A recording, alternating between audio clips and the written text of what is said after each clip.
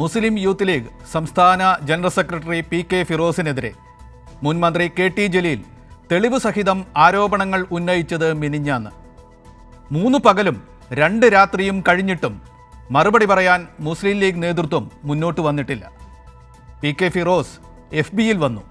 പക്ഷേ ആ കുറിപ്പിൽ ജലീലിനുള്ള മറുപടിയില്ല. ജലീലിൻ്റെ ആരോപണങ്ങൾ ഫിറോസിന് അങ്ങനെ കണ്ണടച്ച് ഇരുട്ടാക്കാവുന്നതാണോ?